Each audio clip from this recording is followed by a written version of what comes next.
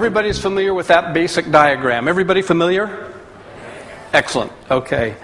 As we step back and take a look at the coaching process, more to 10,000 meter look, step back a little bit and ask the question, what is coaching fundamentally?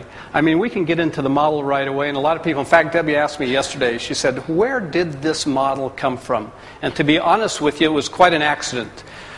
About 25 years ago, myself and my partner was asked to put together a performance management system, much like yours. We did a lot of training on performance reviews, how to write objectives, and quite by accident, we used the word coaching as the tool or the mechanism to really keep everything together so that when people get to the end of the year and they have their performance reviews, no one is surprised. We said, that's the key. But managers kept coming back to us 25 years ago and saying, what is coaching exactly? Exactly how do I do it? What are the actions and the behaviors? And that's where it all started. What is coaching? Let me pick out my 5 words. You've touched on some of them, I think, perhaps. I have asked thousands of managers, define for me what you think coaching means. And depending on the culture, and in some cultures, quite honestly, the word coaching is a little hard to define. The root meaning of coaching, I think, is basically to transfer, to carry, to transport. That's the root meaning of coaching. But when I talk to managers, I can boil it all down, and I've heard a lot of good words: vision, inspire, mentor, enable. I like these 5 words. Number 1, I heard this first, development.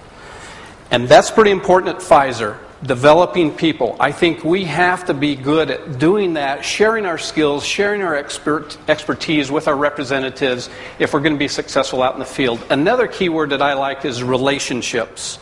I think you have to be good at building comfortable relationships with your representatives, because I think the litmus test of a good coach is if your coachees, if your representatives will come to you.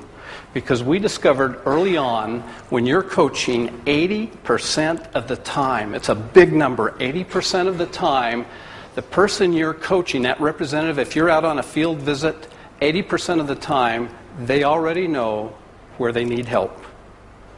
80% of the time. So again, I think if we can build a relationship that's comfortable, where we drive out fear, where we can get that representative to raise their hand and say, I need a little help with my closing skills, or I'm having trouble overcoming objections, or I need to learn product knowledge a little bit better, or I need to understand these Pfizer values a little bit better. I think that would be the ideal situation, so we're not always seeking them out. They're coming to us for help. So building relationships. Development is a key word. Another key word that I like is direction.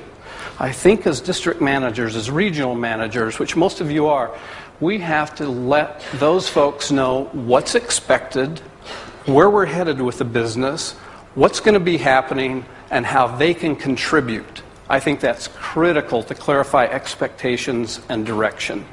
So relationships, direction, development. The 4th word I'd like to use is a tougher word. It's accountability.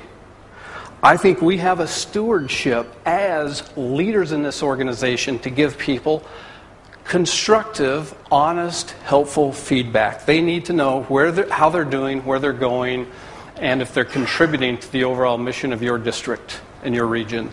So accountability is an important area. The last word I would pick is results. Results. All coaches that I talk to, they want to win, they want to succeed.